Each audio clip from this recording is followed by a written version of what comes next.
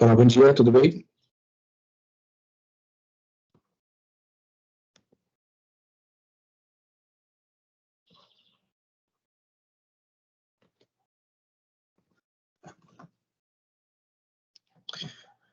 Bom, hoje, como eu disse lá no grupo, é a última monitoria desse semestre, e hoje eu trouxe aqui algumas questões relacionadas às 4 últimas unidades de aprendizado.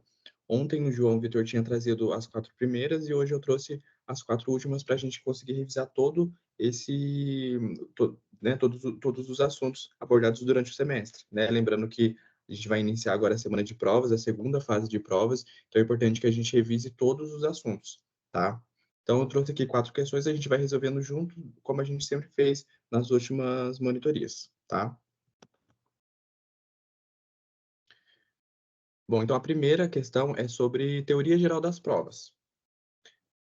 A prova no sistema processual civil vigente, A, só será aceita no processo civil se houver expressa previsão legal. B, será apreciada pelo juiz independentemente da parte que requereu sua produção, desde que de forma fundamentada.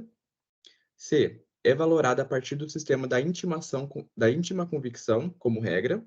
E D, precisa ser produzida no próprio processo em análise, não se admitindo a prova emprestada. E E, é essencial para o julgamento da causa, não sendo possível proferir sentença sem a instauração da fase probatória. Então, a gente vai fazer o mesmo esquema. Pausem o vídeo e depois voltem aqui para a resolução. Bom, aqui a gente já estudou teoria geral das... Então, assim, é uma alternativa, uma questão relativamente fácil, tá? Mas aí a gente vai vendo ponto a ponto. Então, primeiro, alternativa A. Só será aceita no processo se houver expressa previsão legal? A gente viu que não. A gente viu que ela só não vai ser aceita quando tiver expressa previsão legal. Então, se tiver descrito que aquela prova é uma prova ilegal, uma prova ilícita, ela não vai ser aceita no processo civil, tá? Alternativa B. Será apreciada pelo juiz independentemente da parte que requereu sua produção, desde que forma fundamentada? Isso aí, gente. Então, ó, aqui a alternativa diz que o juiz ele vai apreciar a prova independente da parte que requereu, desde que forma fundamentada. E é isso mesmo. Para ele apreciar a prova, para ele sentenciar de acordo com aquela prova, ele vai ter que fundamentar. Ele não pode, por livre convicção, prolatar a sentença sem fundamentar com base no que foi trazido nos autos. Então, se uma prova, por exemplo, de reconhecimento de paternidade disser que o genitor, disser que uma das partes é genitor, o juiz ele não pode, a livre convencimento, dizer que não vai ser reconhecida a paternidade, porque aquela prova ela vai ser de acordo com o que foi trazido a ele, né? E aí a sentença tem que ser de acordo com a prova, certo? Então, ele tem que se fundamentar. Então, se ele disser que não é o pai, ele vai ter que fundamentar, certo? Mas aí, como a prova vai estar dizendo que é o pai, ele vai dizer, olha, é o pai porque a perícia indicou, enfim, ele vai fundamentar de acordo com o que for trazido, tá? Ele não pode, a bel prazer, sentenciar e se desconectar do que foi trazido aos autos, tá? Alternativa C. É valorada a partir do sistema da íntima convicção, como regra. Não, a gente sabe que o juiz ele tem o livre consentimento motivado, mas aí ele tem que trazer, como eu disse ali, a fundamentação. Ele não pode, a bel prazer, sentenciar e dizer o que ele quer sem se conectar com o que foi trazido aos autos, tá? D. Precisa ser produzida no próprio processo em análise, não se admitindo a prova emprestada? Também está incorreta, gente. A gente já viu que a prova no processo civil ela pode ser emprestada de outros autos, certo? E a alternativa E é essencial para o julgamento da causa, não sendo possível proferir sentença sem a instauração da fase probatória? Não. A gente já viu que casos que a gente pode realizar o julgamento antecipado, antecipado do mérito. Pode ser que as provas documentais trazidas na petição inicial ou na contestação já são suficientes para que o juiz ele sentencie. Então, pode haver casos que não há necessidade da dilação probatória, não há necessidade que as partes produzam mais provas, porque o que já foi trazido já é suficiente para motivar o juízo, certo? Então, não são todos os casos que são necessários a dilação probatória, certo? Então, aqui só para a gente fundamentar a nossa alternativa B, ó, exatamente o que diz o artigo 371. O juiz apreciará a prova constante dos autos, independentemente do sujeito que a tiver promovido, e indicará na decisão as razões da da formação do seu convencimento. Exatamente o que diz a B, ó. Será apreciado pelo juízo, independente da parte que requereu a sua produção, desde que forma fundamentada. Só mudou um pouquinho, mas é exatamente o que diz o artigo 371 do CPC. Beleza? Então, próxima questão, ó. Então, aqui a gente vai tratar de provas em espécie. Os efeitos da concessão da gratuidade de justiça estendem-se por diversos atos processuais, mas não alcançam a perícia, quando a responsabilidade pelo seu pagamento recair sobre o titular do benefício. Alternativa A, certo, e alternativa B, errado. Então, gente, mesmo esquema. Pausem o vídeo, façam a resolução da questão e depois voltem aqui para a gente ver junto. Bom, aqui, o que o examinador quer? Ele está dizendo que na concessão da gratuidade de justiça, diversos atos processuais vão ser atingidos pela essa gratuidade. Então, diversos atos, a parte que tiver esse benefício concedido, ela não vai fazer o pagamento, então, de custas processuais, enfim, de diversos atos processuais aí. E aí ele está dizendo que essa gratuidade ela não vai alcançar a perícia. Ou seja, mesmo que a parte ela tenha benefício de gratuidade da justiça, ela vai ter que pagar a perícia caso ela requeira a prova pericial. Essa afirmativa, ela tá certa ou ela tá errada? Ela tá errada, gente. Ó, o artigo 98 do CPC diz o seguinte, ó. A pessoa natural ou jurídica, brasileira ou estrangeira, com insuficiência de recursos para pagar as custas, as despesas processuais e os honorários advocatícios, tem direito à gratuidade da justiça, na forma da lei. Parágrafo 1º, a gratuidade de justiça compreende, inciso 6º, os honorários do advogado e do perito e a remuneração do intérprete ou do tradutor nomeado para apresentação da versão em português do documento redigido em língua estrangeira. Ou seja, ó, ele vai ter gratuidade em relação aos honorários do perito. Tá? Então, essa alternativa está incorreta, está errada. Então, além de todos os atos processuais aí que a parte tem direito, então não pagar custas, não pagar honorários advocatícios, ele também não vai pagar honorário pericial. Então, mesmo que seja essa parte que requeira a prova pericial, então pode ser que o autor ele requeira a prova pericial para provar que ele, enfim, qualquer prova pericial que ele precisar fazer durante o processo, caso ele requeira essa prova pericial e ele for beneficiário da justiça gratuita, ele não vai fazer o pagamento da perícia, certo? Bom, agora indo para a próxima, ó, aqui a gente vai tratar então sobre coisa julgada. Desculpa, sobre sentença. Mas a outra alternativa a gente vai tratar de coisa julgada. Então, ó, acerca da sentença e da coisa julgada no Código de Processo Civil de 2015, analise as afirmativas abaixo. Primeiro, o juiz resolverá de mérito quando indeferir a petição inicial. Segundo, são elementos essenciais da sentença o relatório, os fundamentos e o dispositivo. Terceiro, é faculdade ao juiz proferir decisão de natureza diversa da pedida, bem como condenar a parte em quantidade superior ou em objeto diverso do que for demandado. Parágrafo único. A decisão deve ser certa, ainda que resolva a relação jurídica condicional. Assinale a alternativa correta. Alternativa A, apenas a afirmativa 1 está correta. Alternativa B, apenas a afirmativa 2 está correta. Alternativa C, apenas a afirmativa 3 está correta. E alternativa D, apenas a afirmativa 2 e 3 estão corretas. Então, novamente, pausem o vídeo, depois voltem aqui para a resolução da questão. Bom, então vamos tentar entender o que ele está dizendo em cada uma das afirmativas. Ó, na afirmativa 1, ele está dizendo: o juiz resolverá o mérito quando indeferir a petição inicial. Só para a gente lembrar, o juízo ele pode proferir uma sentença que resolve o mérito e outra sentença que não resolve o mérito, certo? E aí, resolvendo o mérito, o juiz ele vai estar analisando se a parte tem direito ou não.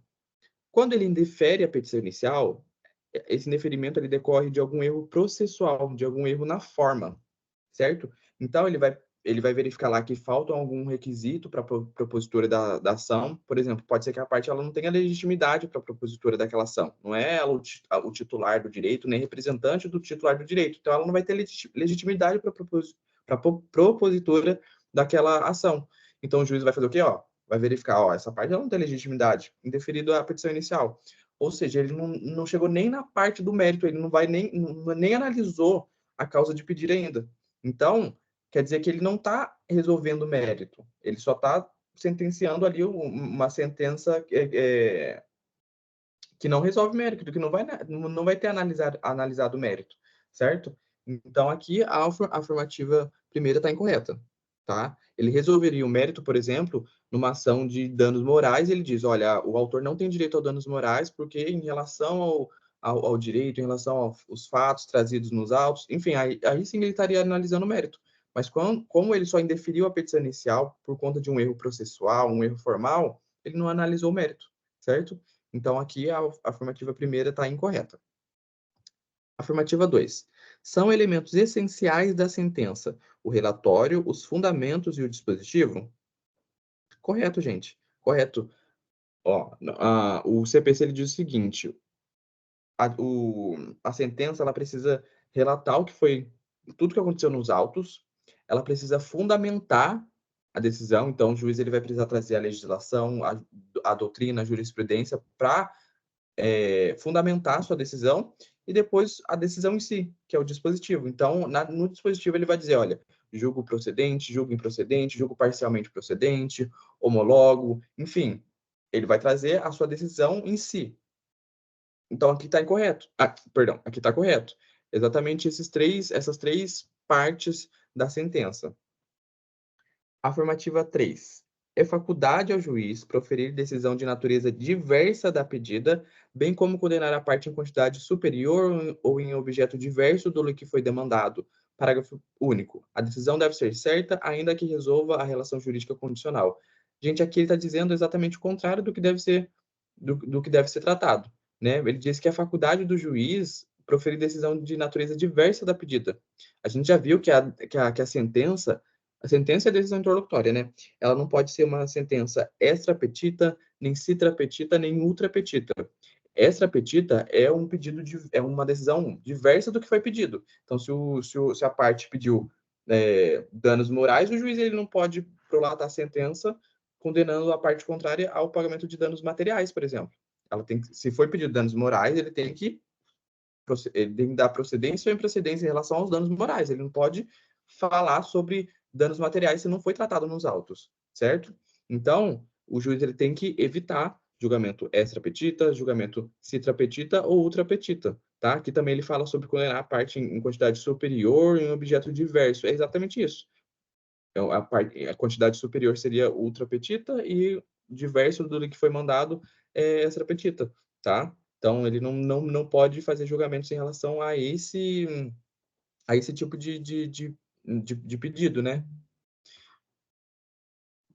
Bom, então, aqui a gente viu que a única alternativa correta é a afirmativa 2. Então, é a alternativa B, letra B, tá? Então, só para que a gente fundamente aí a nossa resposta, ó, o artigo 485 diz o seguinte: o juiz não resolverá o mérito quando, alternativa primeira, perdão, gente, inciso primeiro, indeferir a petição inicial.